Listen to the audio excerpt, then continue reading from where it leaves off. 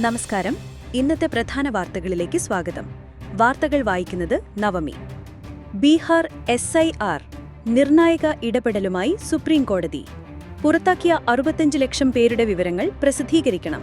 ഒഴിവാക്കപ്പെട്ടവർക്ക് വീണ്ടും അപേക്ഷിക്കാൻ അവസരം നൽകണം. യോഗ്യരായവരെ ഉറപ്പാക്കാൻ കമ്മീഷൻ. ഓപ്പറേഷൻ സിന്ദൂർ. പൈലറ്റ് മാർക്ക് Vir Chakra. Vice admiral AN പ്രമോദിന് യുദ്ധസേവാ മെഡൽ. SP അജിത് വിജയനും CRPS കമാൻഡർ ഗിൽബർട്ട് ജോസിനും വിശിഷ്ട സേവനത്തിനുള്ള രാഷ്ട്രപതിയുടെ പോലീസ് മെഡൽ. സ്വാതന്ത്ര്യദിന പ്രമേയം. പുതിയ ഇന്ത്യ. പ്രധാനമന്ത്രി ഇന്ന് രാജ്യത്തെ അഭിസംബോധന ചെയ്യും. കെട്ടിടങ്ങൾക്ക് ഡിജിറ്റൽ കണക്ടിവിറ്റി സ്റ്റാർ റേറ്റിംഗ് വരുന്നു. വാർഷിക ടോൾ പാസിന് അപേക്ഷ ഇന്നു മുതൽ. സൗകര്യം കാർ, ജീപ്പ്, വാൻ തുടങ്ങിയ വാണിജ്യേതര വാഹനങ്ങൾക്ക് മാത്രം. ഡൽഹി തെരുവുനായ ശല്യം. അധികൃതരുടെ അനാസ്ഥ. സുപ്രീം കോടതിയുടെ രൂക്ഷ വിമർശനം. US-ന്റെ 50% പകരം തിരുവ. 4.21 ലക്ഷം കോടിയുടെ കയറ്റുമതിക്ക് തിരുവക്കുരുക്ക്. ഇന്ത്യയിൽ നിന്നുള്ള കയറ്റുമതിയുടെ 66%-നും ഉയർന്ന തിരുവ. കുവൈത്തിലെ വ്യാജമദ്യ ദുരന്തം. മരിച്ചവരിൽ കണ്ണൂർ സ്വദേശിയും. 5 മലയാളികൾ കൂടി മരിച്ചെന്ന് സൂചന. 2 ഏഷ്യക്കാർ പിടിയിൽ. ജമ്മു കശ്മീരിൽ മിന്നൽ പ്രളയം. 46 മരണം. പാകിസ്ഥാനുമായി കൂടുതൽ സഹകരണത്തിന് US. Reverend Kurian Peter Kochi മഹാ ഇടവകർ നിയുക്ത ബിഷപ്പ്. സ്ഥാനാരോഹണം ഇന്ന് 9-ന് എറണാകുളം CSI കത്തീഡ്രലിൽ. Trip mood. തുടർച്ചയായ അവധികളിൽ ഫുള്ളായി കേരളത്തിലെ ടൂറിസം കേന്ദ്രങ്ങൾ. Film producers association Rakesh Listin പാനലിന് വിജയം. താരസംഘടനയായ അമ്മയിൽ ഇന്ന് തിരഞ്ഞെടുപ്പ്. ഫലപ്രഖ്യാപനം 4 മണിയോടെ ഉണ്ടാകും. മുഖ്യമന്ത്രിയുടെ പോലീസ് മെഡൽ 285 പേർക്ക്. DIG S അജിത ബീഗത്തിനും മെഡൽ. വിശിഷ്ട സേവനം. മുഖ്യമന്ത്രിയുടെ ഫോറസ്റ്റ് മെഡൽ 26 പേർക്ക്. ഡൽഹി സ്വാതന്ത്ര്യദിനാഘോഷം.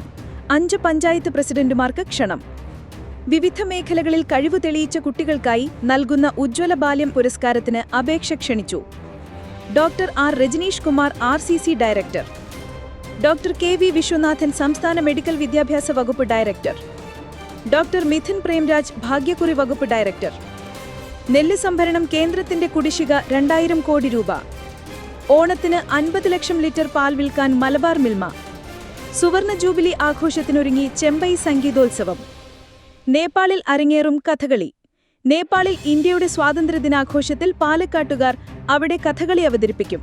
നേപ്പാളിലെ ഇന്ത്യൻ എംബസിയുടെ നേതൃത്വത്തിൽ നാളെ സംഘടിപ്പിക്കുന്ന ഇന്ത്യയുടെ സ്വാതന്ത്ര്യദിനാഘോഷത്തിൽ കഥകളി അവതരിപ്പിക്കാൻ ശ്രീകൃഷ്ണപുരം സ്വദേശി കലാമണ്ഡലം രാമൻകുട്ടിയുടെ നേതൃത്വത്തിലുള്ള 9-അംഗ സംഘം പാലക്കാട് നിന്ന് നേപ്പാളിലേക്ക് പുറപ്പെട്ടു.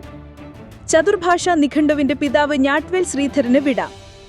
ഹോക്കിയിലെ ഒളിമ്പിക്സ് മെഡൽ ജേതാവ് വിസ് പേസ് അന്തരിച്ചു. ടെന്നീസ് താരം ലിയാൻഡർ പേസിന്റെ പിതാവ്. Asia cup cricket. Indian team 19-ന്. യുവേഫ സൂപ്പർ കപ്പിൽ PSG ജേതാക്കൾ. ഈ വർഷത്തെ 5-ാം കിരീടം. English Premier League, Spanish league football സീസണുകൾക്ക് ഇന്ന് കിക്ക് ഓഫ്. പ്രീമിയർ ലീഗിൽ ഇന്ന് രാത്രി 12:30-ന് ലിവർപൂൾ ബോൺമത്തിനെ നേരിടും. ലോക ബാഡ്മിന്റൺ ചാമ്പ്യൻഷിപ്പ്. ഇന്ത്യയ്ക്ക് കടുപ്പം. സിന്ധുവിനും ലക്ഷ്യയ്ക്കും ആദ്യ റൗണ്ടിൽ മികച്ച എതിരാളികൾ. കേരള ക്രിക്കറ്റിലെ സൂപ്പർ താരങ്ങൾ ഇരുചേരികളായി അണിനിരക്കുന്ന സൗഹൃദ പോരാട്ടം ഇന്ന് കാര്യവട്ടം സ്പോർട്സ് സ്റ്റേഡിയത്തിൽ. കാണികൾക്ക് പ്രവേശനം സൗജന്യം.